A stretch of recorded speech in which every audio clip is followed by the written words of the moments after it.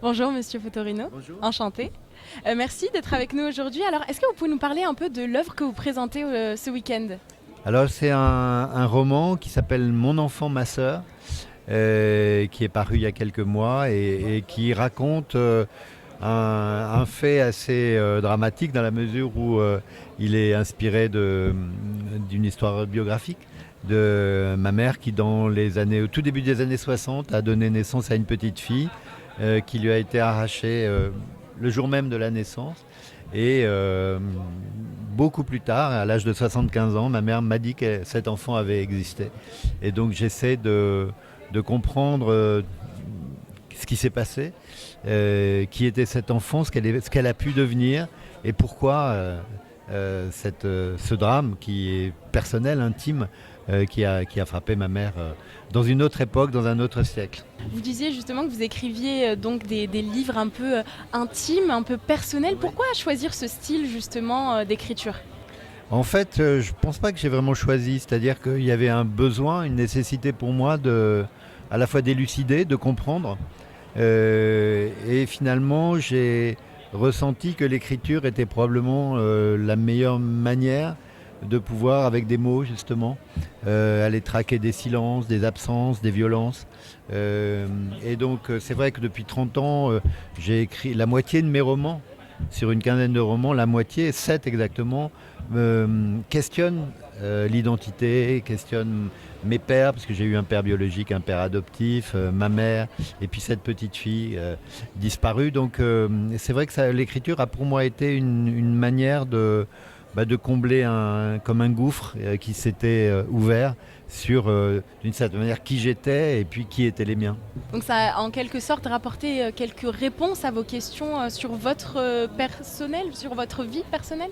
Oui, probablement que je ne suis plus le même qu'il y a 30 ans, pas seulement parce que j'ai vieilli, mais parce que au fur et à mesure, j'ai pu identifier qui était mon père biologique. Moi, je suis né à Nice en 1960, de père inconnu, mais c'est peut-être le premier faux qui concerne mon histoire, puisque le père était connu, simplement c'était un juif marocain, et donc il n'était pas question qu'il apparaisse dans ma vie, et il a disparu.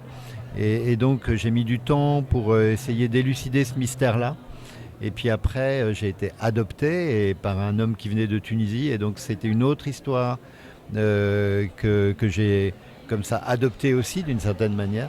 Et donc tous ces points avaient une matrice commune qui était ma mère. Et donc je me suis interrogé, j'ai questionné, non pas ma mère, mais plutôt l'imaginaire, pour essayer justement de comprendre ce qu'une jeune femme de 17 ans, de 20 ans avait pu ressentir à cette époque. Voilà, donc pour toutes ces raisons-là, probablement que ces livres m'ont permis de me construire une identité beaucoup plus stable, beaucoup plus compréhensible.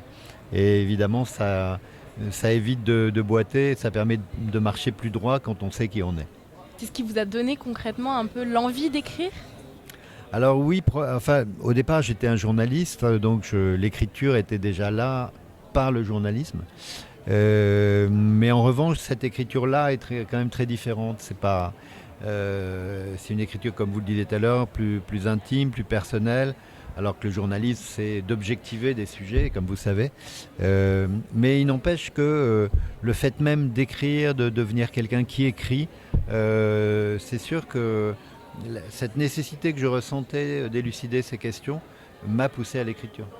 Que pensez-vous aujourd'hui de la place de la lecture dans la société? Alors, tout dépend de quelle lecture on parle, parce qu'on lit beaucoup, tout le monde lit beaucoup, même les jeunes lisent beaucoup. Mais comme vous le savez, il y a la lecture des livres, il y a la lecture des journaux, il y a la lecture des écrans. Donc toutes ces lectures-là ne se valent pas, n'ont pas le même objet. Donc moi, ce qui m'intéresse, c'est de voir que pour les générations nouvelles, la lecture est toujours présente, y compris dans les livres d'ailleurs. Alors si on me dit oui, mais les mangas, est-ce que c'est de la lecture? Lire, c'est lire. Ensuite, je pense que ce qui est plus préoccupant, en tout cas qui questionne, c'est vraiment les lectures sur écran, avec tout ce qu'elles supposent de rapidité, de vitesse, d'une forme de superficialité, à l'opposé d'une lecture profonde, d'une lecture en profondeur, d'une lecture lente. Les écrans, c'est souvent associé à la rapidité. Voilà, donc si vous voulez, pour moi, je vois beaucoup de jeunes aujourd'hui regardent des films en 1,5 ou 2, accélèrent. On a l'impression que tout s'accélère, y compris la manière de lire. Voilà, donc je pense que la lecture aujourd'hui, elle reste quelque chose de très important, elle cimente nos sociétés. Et en même temps, elle a pris des formes qui quelquefois peuvent être sinon dangereuses, mais en tout cas déplacer, modifier le lieu de l'attention. Et enfin, dernière question, quel est le rôle, à votre avis, que doit avoir un écrivain dans la société contemporaine?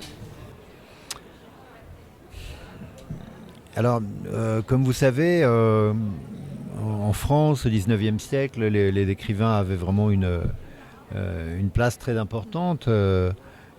Si on regarde même l'affaire Dreyfus avec Émile Zola.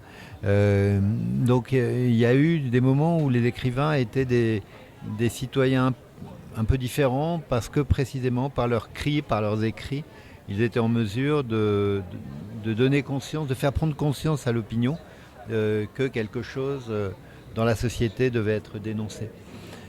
Dans la société d'aujourd'hui, je pense que les écrivains ont toujours leur place. La preuve, quand on assiste comme ça, on rencontre autant de publics comme à Nice ces jours-ci, qui viennent vous parler, qui viennent vous interroger, qui ont besoin de savoir ce que vous pensez de telle ou telle chose.